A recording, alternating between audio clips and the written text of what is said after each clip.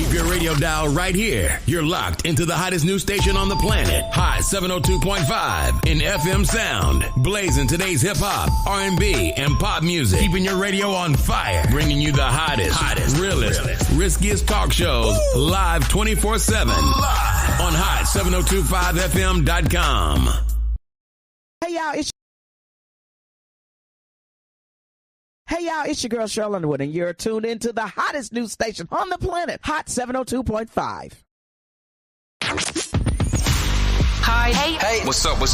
All your favorite artists. Check it out. Say my name. DJ Khaled. This is Mila J. Bruno Mars. On Hot7025FM.com. What's happening? Welcome to week 2 of the Comedy Cypher. Your host, Ardie Hollingsworth, Black 11 Entertainment, Sunstream Productions. We are back again on this beautiful, sunny Saturday afternoon from Las Vegas. I'm joined at the top of our show today. We got a fantastic show in store for y'all today. Joined at the top of the show by one of my favorite people in the entire world, Little Miss Nori, Princess of Black 11 Entertainment. You'll see her at all of our shows and all of our events. She's taking pictures. She's helping out with social media campaigns. She's just all around a dope person. And before we add her in, I just want to tell a quick backstory about the power of friends in business.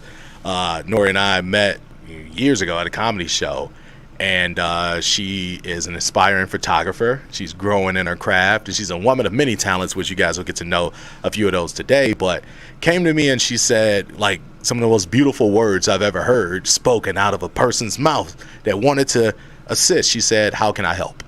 And it was just magical. I'm telling you, when you're building a business, when you're building a brand, it can be a very lonely process. So having not only smart, talented, but just exceptionally great people around you is a comforting thing in the day-to-day grind of growing this business. So welcome to the show, Little Miss Nori, Princess of Black 11 Entertainment. Hey, everybody. How you doing today? I'm great. It's hot outside, but it feels good in here. So tell the people what some of the things, I queued up some of the things that you did already, but tell the people some of the things in your journey with working with Black 11 Entertainment so far. Well, like Ardie said, we met a couple of years ago. He was actually doing some comedy competition, I think it was. And I met him that night. I got cheated in the competition. I just want to let you guys know that. You sure did. I won't say who he was put up against, but I feel he did get cheated. But hell yeah, I got cheated. I think it was one of those audience-based, clap if you think he won. And it went the wrong way. But yeah. I met him that night. I think he was doing some promo on the Strip that night. Oh, wow. I couldn't make it though because I was hanging out with some friends, but we reconnected. I saw him again. I don't remember where it was at, but he told me about the new comedy Cypher he was doing, and I just like he said, I was like, let me know how can I help, and it just went from there. I believed in the vision, and here I am. There you go. She believed in the vision, Saints. That's what she did. Believed in the vision, and the vision is broad. The vision is big. We've accomplished some remarkable things this year, I think, with Black 11 Entertainment, and Nori's been right there at every single event. I was writing up a little synopsis of things for an interview I had to do recently, and do you realize we've produced 40 shows since January, end of January. That's 40 amazing. Shows. So make some noise for Black 11 Entertainment. And, yeah, crazy amount, crazy run of shows, a variety of different shows, and you've been right there. What's your favorite project to work on? I think Bars and Notes is like my new favorite because it's just such a fun show. Like the music is great, the energy is always there. Yeah.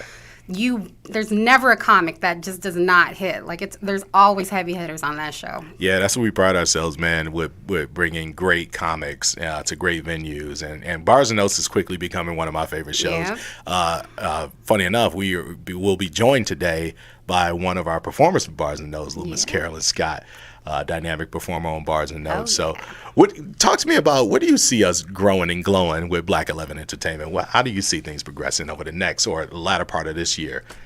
Well, the latter part of this year, I don't know what we're allowed to talk about. Oh, yeah. True. I didn't put you in the corner. Listen, let me tell you, Saints, big things are coming for Black 11 Entertainment. Big things. We can't fully disclose everything that we're talking about, but if you see our grind and what we've been doing thus far, just multiply that by about 10. Yeah. And you'll see relatively quickly what's about to happen for not only just urban comedy here in Las Vegas, but thinking more broadly, more nationally, more globally, the impact and the imprint that we can have on urban comedy, and that's what we're trending towards. Yep. But Yeah. I know it's gonna be huge, guys. Please keep up with everything that we're doing. Ardie is probably one of the hardest workers I know. And there's just Jamaican. a lot that people don't know about yet. So just stick around and support the movement. Thank you. But thank you for joining us. I know we got a big, bright future ahead. Listen, before we get out of here, let's talk about one of these other just more impressive traits, just as a working woman. My wife shares this trait as well, but I want to give you props for this trait. Nori holds down a full-time job. She's also a fantastic mom, always there for her kids. Finds time to help out with Black 11 events. I mean, this is like a little miniature superwoman we got over here. So we appreciate you, man. I appreciate those words. Yeah, I like people who can wear multiple hats and do it with grace and do it with ease. And she's just a friend to everybody. So it's just a joy to work with certain people. And we had to have her on. I had to bring you to the people so they can get to know, the inner sanctum of the Black 11 team. I appreciate Anything else before you get out of here? We got some more great guests on the show today. No, just Bars and Notes on Sunday. That's tomorrow. So you guys come by. It's at the Oil Casino, Stand Up and Rock Theater, or Comedy Club. Comedy Club, theater, yep. And I promise you, it's going to be a good time. You'll never come to a Black 11 event and not enjoy yourself. So... yeah. I'll see y'all tomorrow. Absolutely. Yeah. Thanks for the plug. See, that's a great person on the team. She even picks up where I leave off. Bars and Notes happens every single Sunday evening, 9 o'clock at Vegas Stand Up and Rock Comedy Club inside the Oil Hotel and Casino. Tomorrow night we have a fantastic show. Kitty Pine is on the show. We have Kurt McHenry on the show. We have comedian Oval, and then we have Amir the Miracle rocking that show as well. So every single Sunday, Bars and Notes, and we close out the show with a live performance from homie Kiz, who you heard from last week. And also, we have a fantastic nightlife partner in Marquee. Marquee Drenched After Dark, featuring some of the best DJs in the country that you can come and slide on over for the official after party for Bars and Notes every single Sunday night. You get free entry into the after party, and the ladies get a complimentary drink at the after party. So we pride ourselves on not only having affordable events, impactful events, but fun and exciting events. Keep you laughing, keep you dancing, keep you entertained all night at a Black 11 show. Keeping the Cypher going, man, the comedy Cypher, man. I just want to welcome y'all to another guest who has been instrumental as he's coming into the studio and getting set up. Instrumental in a way with the entire launch and movement of Black 11 Entertainment. And while he's getting set up, I want to tell you his story. I want him to tell you his story, but I want to tell you the story and how he's impactful behind the whole brand of Black 11 Entertainment. So some of you may know who've been following me in my comedic journey. I started comedy only 4 years ago. So when you first start off in comedy, my advice to any new comic would be to work as many shows as you can. Get seasoned on that stage, get comfortable on that stage, work as many shows as you can. So that's what I was in. I was in grind time, full on grind mode. I was taking any and every opportunity I could. And this brother was running a show. We'll go get into the nuances of the show and talk about that in a second. But he was running the show, hit him up, got time on the show, went over, did a guest spot, got time on the show, went back and did a feature spot. So in this feature spot, I did the spot, got paid for the spot, which getting paid, like in your first few years of comedy, is like gold, because no one is out here trying to pay brand new comics. First of all, you're probably not even worthy enough and seasoned enough to command payment for your performance. But he broke me off with a hot $25, and I'm gonna tell you, Saints, he gave it to me like a drug dealer in the back alley. It was 5 5s crumpled up in his hand. He slid it to me, and I get home, threw the money on the kitchen counter. Next morning I wake up, my daughter, she was 5 years old at the time, my baby Parker, shout out to my baby McLovin, She asked me, she was like, Daddy, how was the show? I was like, fantastic. You know, good job, good time. She's like, did you make any money last night? Do you get paid from comedy? I was like, yeah. She's like, how much did you make? And I pointed to the 5 fives crumbled up in a little pile on the kitchen counter, and I was proud of my little accomplishment. And my 5-year-old looked at me with 2 big brown eyes, and she was like, that's it? And so from that moment on, it like lightning struck me. It was like an epiphany that if I'm going to spend time away from my family, if I'm going to spend time away from the things that I love, the things that I enjoy doing, and pursue this comedy career, pursue it with a higher degree of seriousness. Actually build a business around the business of comedy. And hence, Black 11 Entertainment was born. It really was born just like that. The following week, incorporated the business, started developing ideas about shows that we can produce and how we can bring a higher level of entertainment to the Las Vegas comedy market. And, you know, short story long, that's the story of Black 11. So I want to welcome to the show, as I cue all of that up, you know, a brother that was instrumental. Here's the brother that paid me that $25. Show some love for comedian Macho. Welcome to the show, my brother. Thanks for having me, man. I appreciate it. Man, you came in. Macho came into the studio in a full-on deacon outfit and then switched to a T-shirt. What's going on with you today, brother? Busy, man. Busy. As always, Very where you busy. headed to? You had the court outfit on today when you showed up. I'm a wedding officiant. I'm a marriage officiant. This brother wears multiple hats, man. So you got I left a a ceremony today? Oh, I left a ceremony and I got a few more to do after I left. Damn, you done, man. You tying the knots all over town, man. How long have you been doing that in addition to comedy? Since 2016. 2016. Are you an ordained minister? Absolutely, 100%. Yeah, that's what I'm talking about. Y'all show some love, man, for a man of God. That's why his beard healthy. Yeah. You know. So talk to us about your comedy journey, man. That's how we start off here on the Comedy Cypher with everybody. Tell us how you got into comedy, how long you've been doing it. I officially started in May of 2011. Okay. Out here, downtown. A benefit show. So that's when I started. Your first show was a benefit show? Yeah. Okay. I was supposed to do 5 minutes. I ended up headlining. with no other experience, first show out the gate? Everybody was there was for me. Everybody who had came, I had invited. You brought the crowd. Yeah, There so you they go. like, guess you headline, and I'm like, thanks guys. Man, Jamaican air horn. I'm gonna drop some bars for comics who promote and bring people out to shows. That's that's the secret sauce to your success, to be able to bring people out and have them follow you and support you in your journey. Yeah, especially now. Yeah. So you did how long of a set was that headlining set? Maybe about 15 minutes. 15? Yeah, okay. yeah, solid 15. Did you have 15 minutes, you think, of material at the time? Or Yeah, I was it just definitely freestyling? had a lot of material at the time. But what I noticed about the difference between my first set and my second set, I had more energy. I was more lively because I was so focused on my material. I wasn't animated at all. Yeah. It was just me saying funny stuff as opposed to me up there telling jokes and stories and stuff. There you go. Yeah. So what do you think? I got a secret key to comedy. It's something that I repeat in my head every time before I take the stage. What would be some of your own personal keys to comedy as a performer? Be confident, relax, have fun, be in tune with the crowd, you know. So, I mean, for most comedians, most of us are naturally funny. So, when you're nervous, your nerves show. And that's something I learned from my brother Anton Knight. Your nerves will show. And so if you're up there and you're not confident, people can see it and they can recognize it. Start sweating. Yeah, Start pacing from side to side, or dead air, that dead silence. Yeah. So speaking of that, tell us about interesting stories of times where you bombed. Oh, man. I say when I opened up for Babyface in New Edition. You bombed in front of Babyface and New Edition? In front of all man. All of them. Yeah. Did anybody say anything to you? Yes. It was 4 Lonely Hoes. I'm sorry. Can I? Yeah, you can cuss. These bitches, hell, come here. You're not funny. Oh, really? Oh, wow, yeah. That was tough. They told you that in front I of got New paid a Edition lot of and money for that Babyface? show, though. Damn. Oh, okay. That's interesting. I want to talk to you about that. I paid a lot of money for that. Exactly.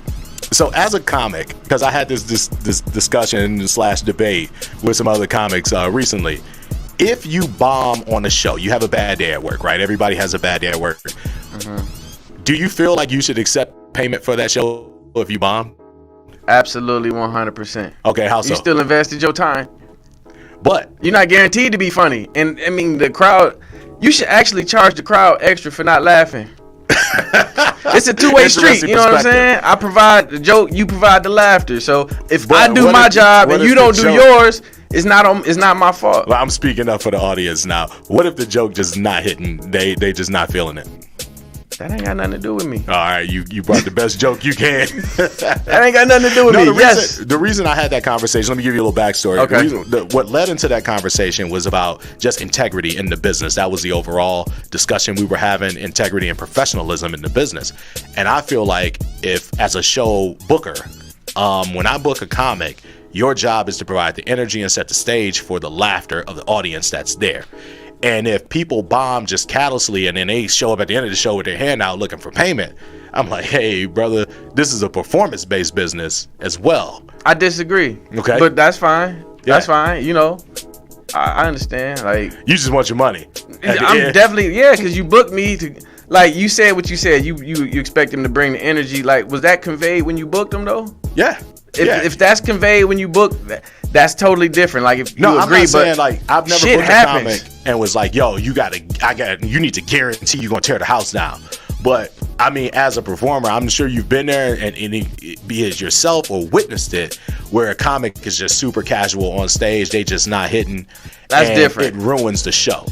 If they just mailed it in, that's one thing. But I mean, it's hard. Like, this absolutely. comedy shit is hard, and you're not gonna always have your best night. But like, if I'm booked to do a show and I bomb, I still need to be paid. Yeah. No, not that. I wasn't saying that a person just, flat out refuses to fulfill the terms of the contract. But I'm saying from a performer's standpoint, because I've actually had a comic bomb and then hand me the money back that I paid him. He was like, yo, man, I can't even accept payment for, rest in peace. And I'm bringing up a good brother, James Johnson. Rest in peace, James Johnson. It's always a story I tell about him, man. He came up to me in the parking lot after the show. He was like, man, I know I ruined this show. I didn't have the energy. I lost the crowd early. I bombed. Handed me my bread back. I was just getting your thoughts on that. Yeah, thing about comedy is, comics, we have to be creative. And like, I don't know, some people say a book show ain't the place to try out new material. That's what he did. Yeah. I get that, but me, I'm fearless, man. I'm fearless with this comedy shit. So I'm gonna try it. But thing about me though, I'm not gonna give up. I'm gonna punch the shit out of the joke until there's nothing else, and then I'm gonna divert to something. I gotta save the set. Now that's what I respect. I respect the person who's trying to, recover that set and understand that the overall product of the show is what's paramount. Exactly. Yeah. And you can walk away from anybody's show gaining a new fan, new follower if you go up and, delivering your time on there. So speaking of delivering in your time, man, you got a special that is buzzing out here in these streets, and we both from Michigan, man. This is my Michigan brother. Yes, sir. He from northern Michigan, where black people had books. I'm from mid Michigan, actually. Mid Michigan. Tell me where you're from. I'm from Saginaw, Michigan, to be exact. Saginaw. So. They had all the books when they went to school. A couple of them. We couldn't take them home, but they had them. Yeah. We could see them. They was like at a museum, like, hey, there's a book. So you went back home to Saginaw, and you shot your comedy special. Give us the name of the special and where can they find it? The special was called Homecoming. I went home to go to shoot my special. And it can be found on comedianmacho.com, and it's also on YouTube. But if you go to comedianmacho.com, there's the YouTube link right there. You can watch it right there on the site. But it's been doing well, man. We're nearly at 11,000 views. It's been about 3 months. So it's doing well, man. I'm happy. That's great, man. And I like how your project, I'm an entrepreneur at heart, so your project is released on your platform. Oh yeah, absolutely. Yeah, you own it. As they say, soup to nuts. You know, you own 100% of your project, and I think we need to do and stress more of that in the independent artist community, because there are ways out here to get your music out, own your platform, and do things your way without a lot of hands in the pot opinions and so on and so forth. So I applaud you for that, man. Shout out to my partner T Shells, man. Me and him put this thing together, man. So shout out to him, and it was very important that I do it. I had Dame Dash in my head the whole time. He was on my mind. Boss. Yeah. So we did all this shit. We came out of pocket for everything, and I released it on my own platform before I put it on YouTube. But so you got to get the views with YouTube and all of that stuff. But put that out on your own platform and draw that audience to you, man. Absolutely. So what do you got cooking next? You got the special that's dropped. What do you got cooking next? Well, I'm rocking every Tuesday downtown. So matter of fact, I've been trying to book you on the show. We got to circle back to price that. went up. Yeah, I understand. Yesterday's prices are not today's prices. He on this Cedric the Entertainer shit. I got you, man. But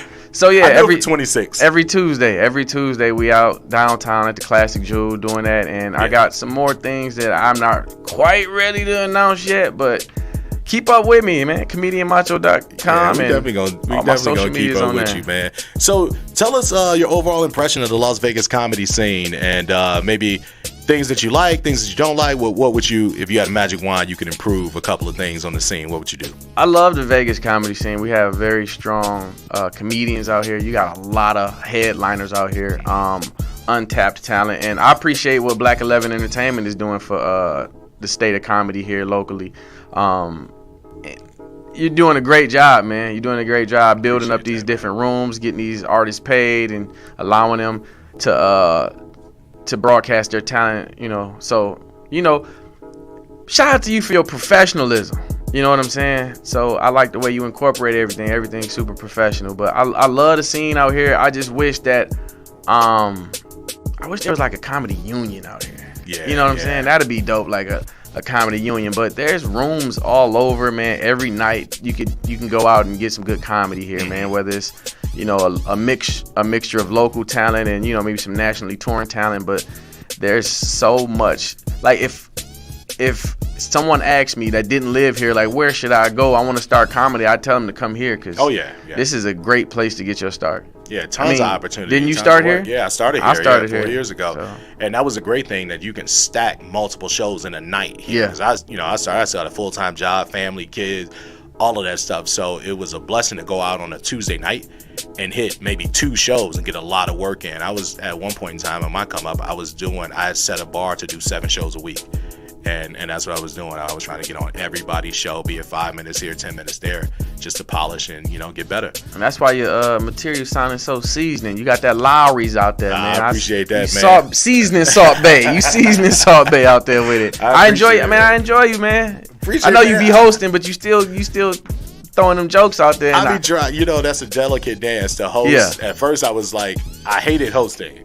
You know, and initially I hated hosting because the psychology of hosting in comedy is everybody hates the host. Like, they hate the host until you win them over because they're the psychology is the headliner is always the funniest guy. But me as a host, what I try not to do is laugh out the audience. I try to get them in the mood to laugh, to set everybody up in good energy. So when you come up as an opener, as a feature, or even as a headliner, that room on fire. Yeah. So I feel like that's my job as a host and producer. Absolutely. Yeah, I try to come out. You do a great job too, man. I appreciate it, man. Appreciate it. I come out, try to set the tone and make sure that we get to a level and it never drops. And if it drops, you gotta bring it back up. Yeah, so. we were on the show recently. Yeah, yeah. We were on Bars and Notes recently, man, where we had to do some temperature changes in the room. Sometimes the crowd, man, black crowds be killing me, man. Black people. Let me hold up. How do we pause the music? You know, this is my second week on the job, saying so y'all don't argue with me too much. But I want to say this point for emphasis. We probably need to pause the music. When y'all come to comedy shows, leave your pressure and your stress and your angst at home. Come for that 2 hours to just kick it, relax, and laugh. Like, drop your shoulders and let go and laugh. It is mentally uplifting. Our slogan for Black 11 is laugh at life. If you're going through something, I remember I did a show. It might have been your show. I did a show. I had just lost my job that day.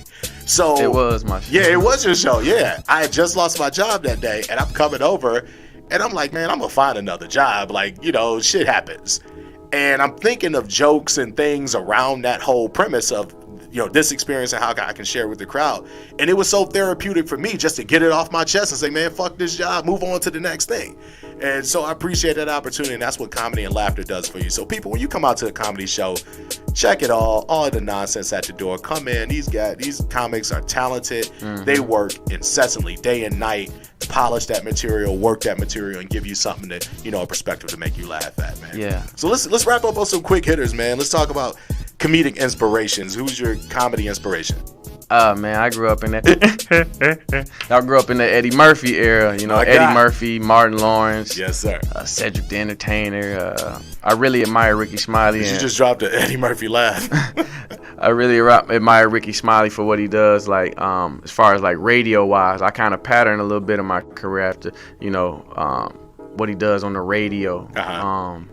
But shoot, I'm inspired about a lot of the comics out here. Like, I like the way you handle your business. I love the way Anton Knight works the crowd. You know what I'm saying? I love watching AK host the show. You know what I'm saying? It's just like, I love watching Donnie headline. That dude Donnie. So it's like, I'm a fan of the art. And everybody inspires me, man. And everybody. You said a key word right there. I'm glad you called it art. Yeah. It really is. Comedy is art, man. The most intelligent form of communication, I think, is to be able to say something, convey something comedically. Yeah, art, man. So what's next for you? In the immediate thing, where can people catch you next as a live performance? I know you got the show popping off every Tuesday night. Yes, sir. At Classic Jewel. Yeah, and I'm gonna do we'll start there. Come check me out there, and then watch Homecoming on comedianmacho.com. Watch me there. There you go. Follow me on socials. I post all my flyers. Yes, sir. Yeah, post and promote, man. Yeah, got to. Jules from the man, Comedian Macho, man. We appreciate you stopping into the Comedy Cypher, man. Welcome back anytime. Thanks for having me, brother. Hey, yeah, man. Keep doing what you're doing, man. You're an asset to the community, a great dude. You as well. Just, man, good brothers need to stick together. And then, before you get out of here, let's talk about because I forgot about this, and I'll be remiss if I didn't do this. You went on an easy health and fitness journey. Yeah. Talk to us about your journey before you get out of here, man. Because I think it's inspirational, especially as black man, that your mind, body, and soul show up one. Look like he been in that gym. Yeah, man. I just woke up one day. I'm like, damn, I'm too fat. So I did some jumping jacks and some push-ups. That was it. And that's what started it. And I started taking care. I started listening to my body, honestly. So I was not eating all that bad stuff, and I was water fasting. 40 hours a week. That's what's 40 up, hours at a time. But yeah, just doing little stuff, keeping moving. Like, it don't take a lot. I believe in incremental growth and incremental maturity. So I started with like maybe 20 jumping jacks and 20 push-ups. Like, that's where it started. There you go. And 70 pounds in 11 months, all natural. 70 in 11 months, man. Shout out to you, brother. Yeah, I'm about to be inspired, man. I'm gonna go home and do some jumping jacks tonight. I'll consult with you anytime, no charge. My man, appreciate you, man. We all we got. Hey, man, if you want to dial in, you can catch us at 702-551-5261. 702-551-5261. Man, y'all go follow Comedian Macho, follow his movement, and continue to support the local Las Vegas comedy scene. We're going to get into some music, y'all. We got a special guest joining us next in the studio, so I want to drop one of her songs and see how y'all feeling it, man. We got coming up next, Miss Carolyn Scott, singer from Bars and Notes. So I want to go ahead and drop her song, Stay. Let's listen to it as she gets prepared to join us in the studio. Little Miss Carolyn Scott. Let's see if we can get it going.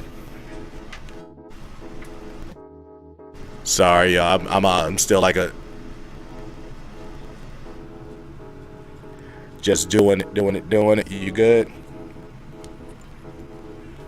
I can still got the other song playing while I'm playing another song. Look at it. Look at this.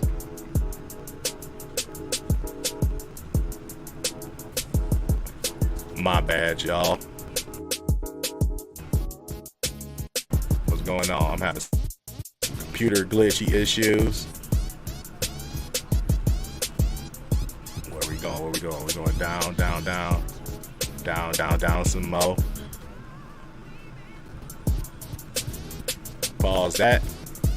I'm gonna see if we can get the music right. Nah, I don't think we got the music right. We gotta get the music right, man. Look, people gonna be talking shit in the comments. Where we go? Oh, there we go. All right.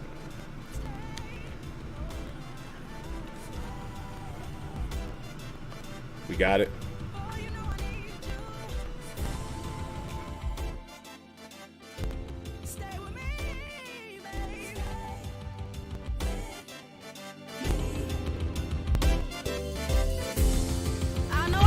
You, babe, and words just ain't gon' do. So I'm down on my knees, begging you please, 'cause I need you. I'm standing here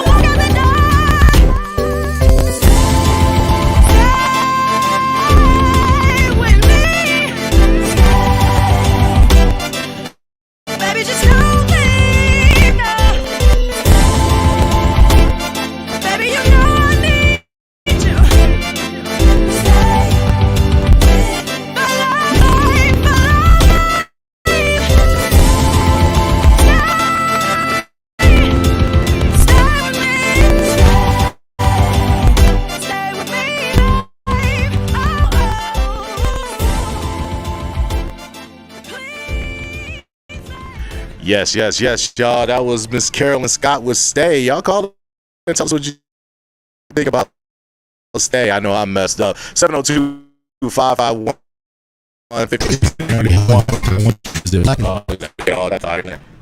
So, man, a little Carolyn Scott, independent, great solo vocalist, has some music that we're going to share with you guys today. But also, I just want to say this. My introduction to her was she came out to audition to become a member of the Black 11 Entertainment team with Bars and Notes when we were featuring our all-female band for Bars and Notes on Sunday nights.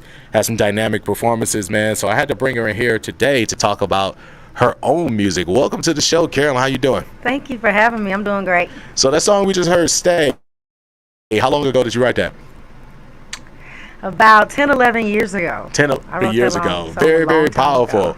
What I like about Carolyn, y'all, I'm going to tell y'all this about her. She's a performer. She's a singer, man. One time I was messing around with her. I'm like, hey, a singer, you can wake them up at 3 o'clock in the morning and give me a dynamic performance. And I think she's capable of that.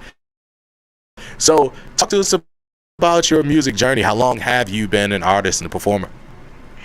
I have been an artist and a performer for, I'm revealing my age, maybe a decade or so. A decade. Don't shun growing old. Growing old is a treat. I'm you not understand? old, though. I'm not old. Okay. Every trip around the sun is a magical thing. So it is. And I just celebrated my birthday. Well, happy birthday. Yeah, you absolutely just did. So tell us about your musical influences. My musical influences, let's see. Growing up, I always listened to like Brandy, Fantasia, Alicia Keys, Jennifer Hudson. Okay. Even some like some contemporary artists like Kelly Clarkson and just I always loved Jasmine Sullivan since the first time she came out. I just always like dynamic singers. Yeah, I like people with big voices. I can tell that in your performances because you covered everything from us. You covered everything from like Tina Turner all the way to Amy Winehouse. Yeah. So you have big voices and a lot of range. So talk to us about your own personal projects. What albums do you have out? Do you have any albums completed? I have actually never dropped an album.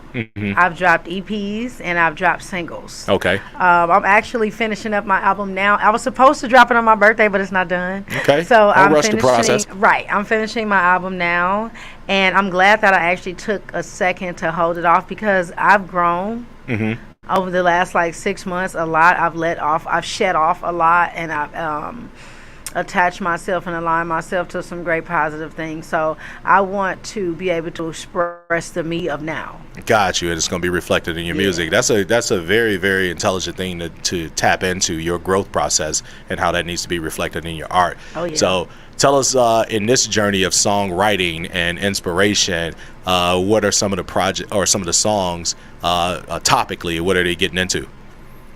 Well, I like to write from personal experiences. I like to write from things I've seen, things I've witnessed, things I've went through.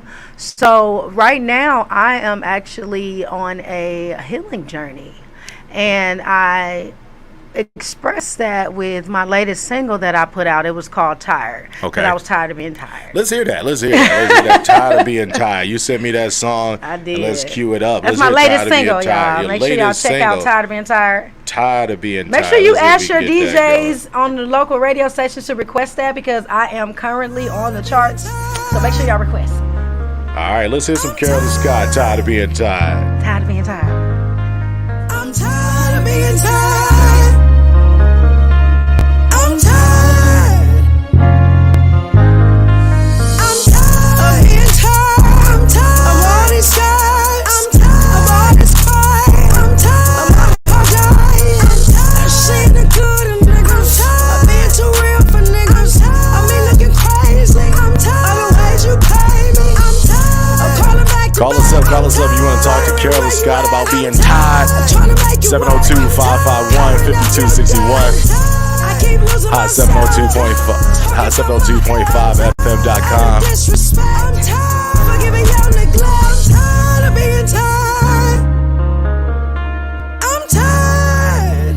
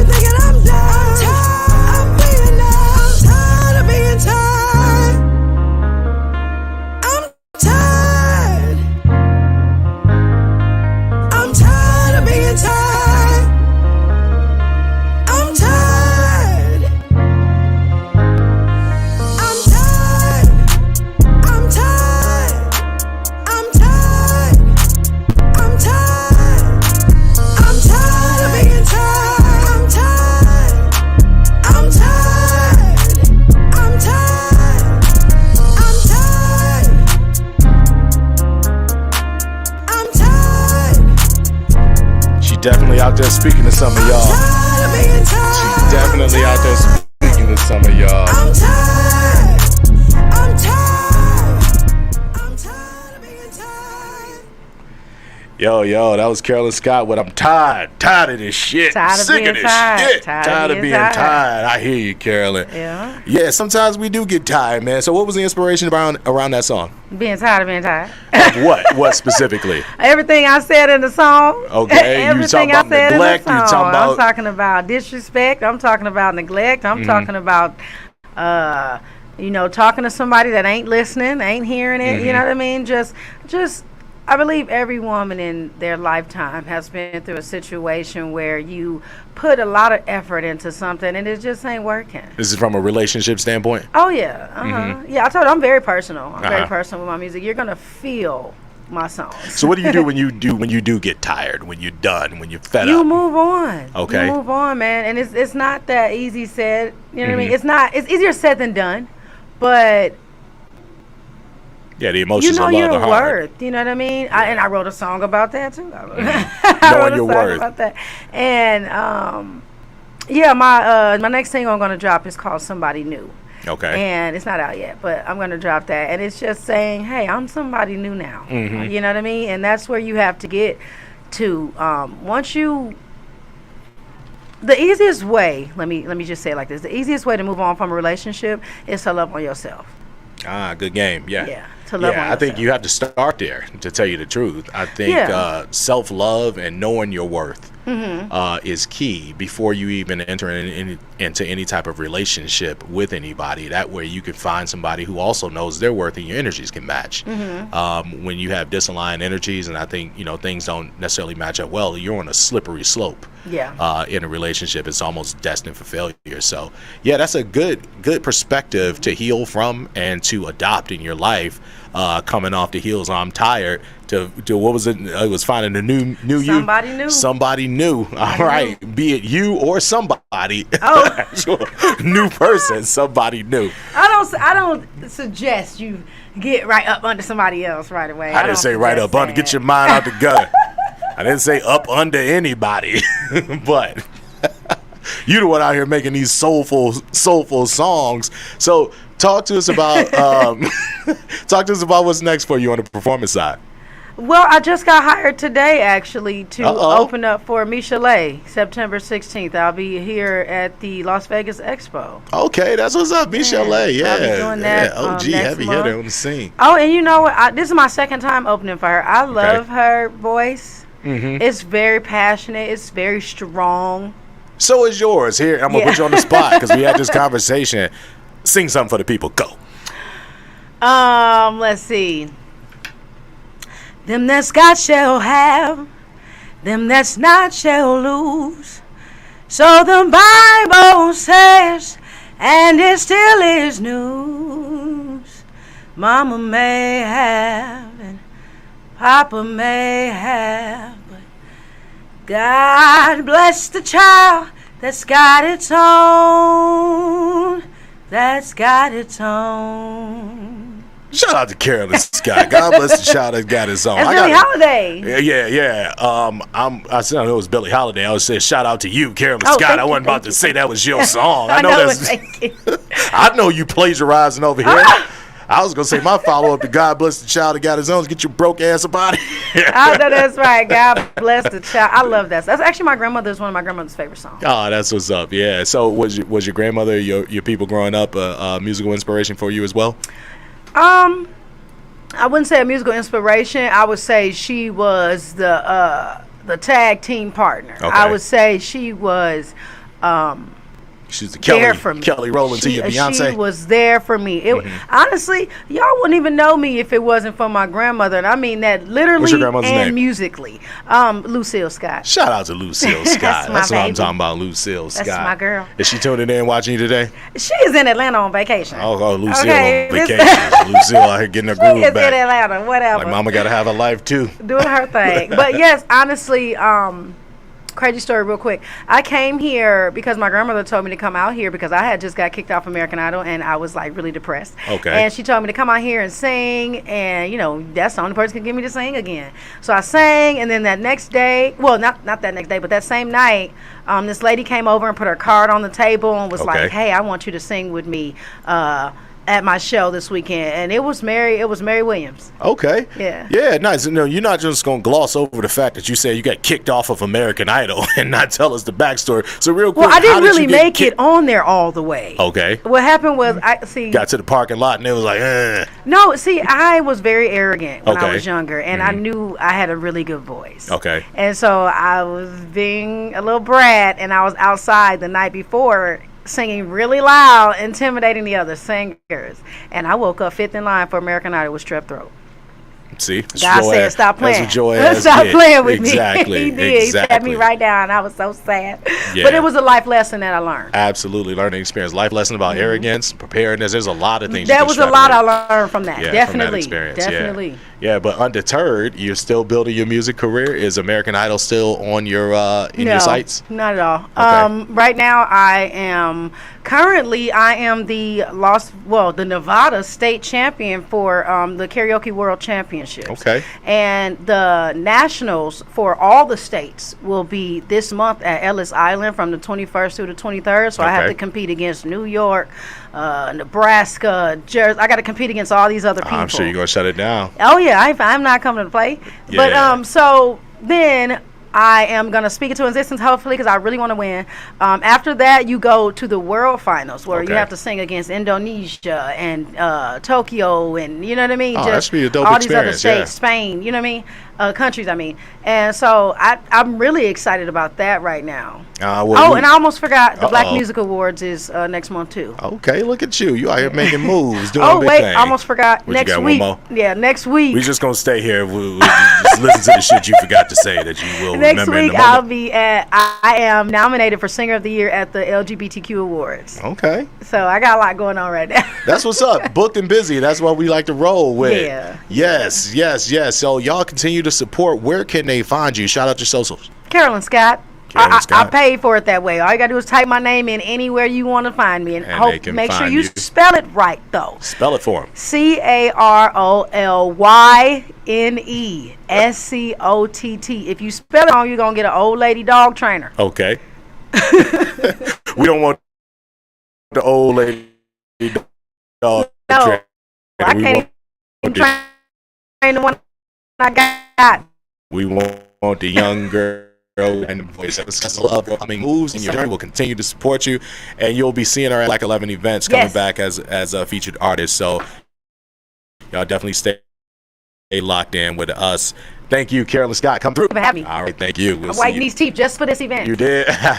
We're on the radio. It's okay.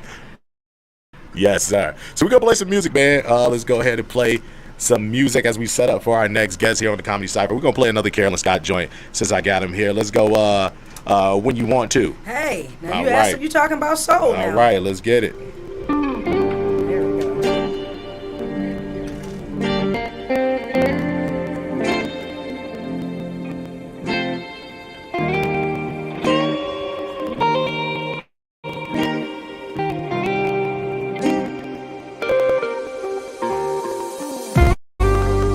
Girl, you know I love you.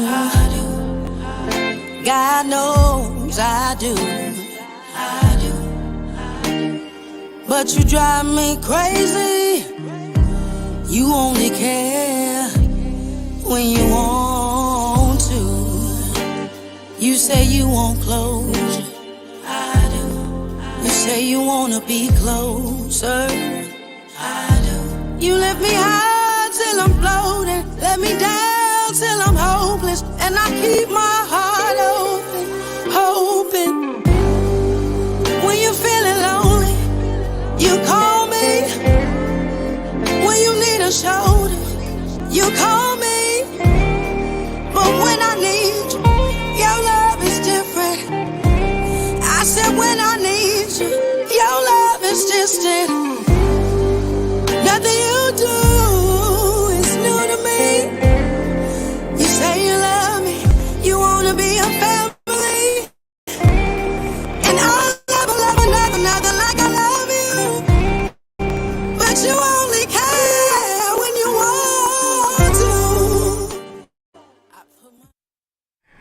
That was Carolyn Scott, man. Y'all show some love for Carolyn Scott, but we want to keep the Cypher rolling, man, in the time we got left, because I have another dynamic guest. Only dope guest only on the Comedy Cypher, man. This next, she needs and deserves, not needs, but deserves a much longer intro than I am going to be able to give her here.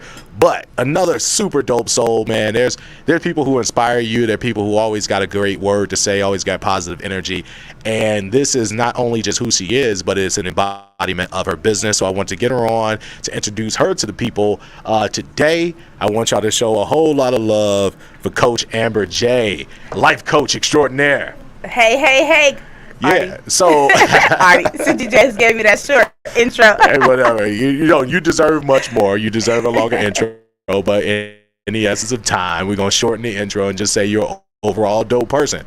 So tell the people about. I think you do a fascinating thing and a fascinating business, life coaching. What is life coaching?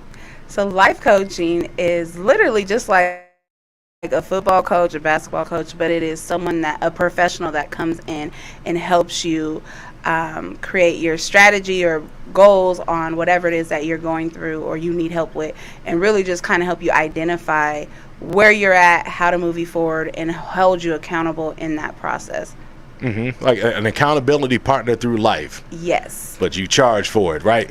Absolutely. But I'm a transitional life coach, so I help a lot of professionals that are in the middle of transitioning. Say, for instance, like you want to go from full-time, or you're in the corporate world and you're looking to go into full-time entrepreneurship. That's a major life transition that we would process you through.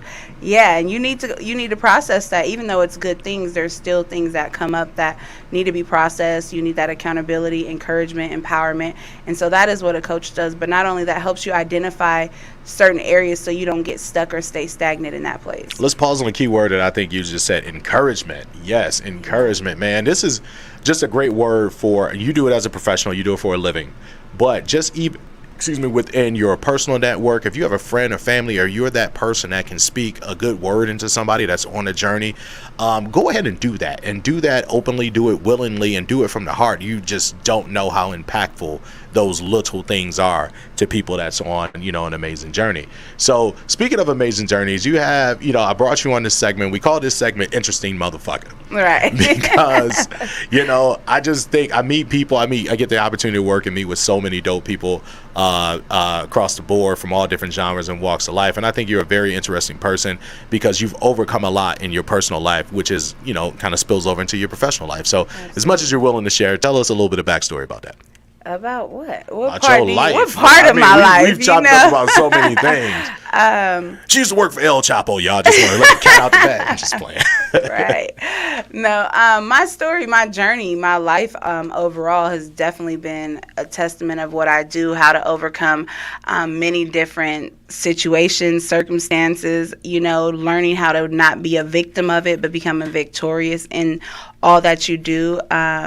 Married, divorced, domestic violence, abuser, let's say that, right? Yeah. I was not the victim, I was the abuser. Oh, you was out here beating ass. All right, Ike Turner. I'm not proud of it. So what? So let's that's this. You need a whole show for this, but that's interesting to me. So you knuckled up and had to throw hands on your partner? Yeah. Violent. And coming from my background where I was, let's not condone that. Not at all. I don't condone it at all. 26 weeks of anger management made me change my mind. Good. So you healed as a person. Now you're providing healing to other people. Absolutely. There you go. Yeah, way to overcome that. See, I didn't know that. That was brand new to me. About your journey that you was out here mollywopping people. Listen, that was what I knew, my defense mechanism. Got you. Yeah, you don't give me my way. Either you're gonna give it to me nicely, or I'm gonna take it. The old me. The way that sinister laugh came out, I still think you got a little bit of that gangster in you. Hey, it's in you. You just got to keep it tamed. All right. So tell us about some of the clients you've helped. I know you kind of gave us an overall spiel, and I hate to even rush you through this with time, but tell us about some of your success stories as a life coach, clients that you've taken from, Ashy to Classy. So I have had the amazing journey to be able to walk through with different, various different backgrounds of professionals. Those are most of my clients are professionals. And the testimony, I'll talk about a recent one. I met this young lady. She was struggling. She's like, I just don't know what to do. She was stuck, feeling like overwhelmed, feeling like I'm successful in my career, but I'm just not meeting that professionalism. We went through some sessions. She had a major breakthrough, and now she's like literally in purpose doing hers with more ministry, bringing that in even into her career. And so to be able to go through and say, hey, this is what's causing you to be stuck. This right here, this area is what's blocking you. And as a coach, I'm able to help you identify that and then help you curate what that looks like to move you forward, right? A lot of times we have everything that we need inside of us. Sometimes we just need someone to come and bring it out of us so that we can overcome. And so to be able to be that key for other people and show them how to use it and unlock themselves or lock some things that no longer serve them is so amazing. But seeing my clients be able to transform and saying, you know, I've been hitting this ceiling and I just can't get a breakthrough. I keep finding myself stuck or stagnant or finding themselves in the same cycles, whether it's financial, emotional, relational, and be able to help them identify that and move them forward in that transformation. That's a gift. That's a gift. Definitely. So how do clients reach out to you or connect with you? So you can follow me on all social media platforms, Coach Amber J. But to book a discovery call and say, hey, I'm interested in coaching, or maybe I might need coaching, let me have a conversation, you can go to my website and book a free 30-minute discovery call. Free discovery call, so no excuses, right? And we have an interview or we have a conversation just to see if we mesh. But that's at CoachAmberJ.com. Let's pause there because you said another key word, and I think this is great in the consultation process. I've been in sales for 25 years. We do consultative sales, and you said, see if we mesh. Yeah. You're going to have, you know, in this, it's going to be a very intimate relationship, a very personal relationship with a life coach. So it's important that I think, you know, a client as well as the practitioner, the coach, meshes well, so those walls of, you know, maybe insecurity or whatever you want to call it are broken down from the start. So talk to us a little bit about your onboarding process with that, because I think meshing with a life coach is an important key. It's really important. For me as a coach is that we both actually, like you said, are comfortable with one another, or even see if I'm a good fit for you, if I can actually serve you, or even if this is what you need. A lot of times you want somebody, but they're not actually going to be able to help you get results. And I'm not going to waste your time, and I don't want you to waste mine, because I want you to come coachable and be ready to implement and really have transformation. So we want to get to know if we know each other, because when we connect as coaches, we go together. So it's important that we connect and actually like one another, you know? Dope. Well, listen, y'all go connect with her, CoachAmberJ.com, and get yourself some life coach. And if you feel like you're stuck in a rut, tell you what else. Before we get out here on the concept, I want to thank everybody for tuning in to this week's episode. Catch us tomorrow night for Bars and Notes. Catch us Wednesday night over at Cork and Thorn for Mismatch Date Night Comedy. Follow Black 11 Entertainment. Continue to support all the guests you saw on the show today. Our homegirl Nori. Then we kicked it off with comedian Macho. We got Coach Amber J. And then the talented Miss Carolyn Scott. So thank you all for being a guest on the Comedy Cypher. Appreciate you guys tuning in, and join us right back here on HOT7025FM.COM next week for the Comedy Cypher. More dope guests, more great stories, more fantastic interviews from your boy, host, Ardie Hollingsworth, Black 11.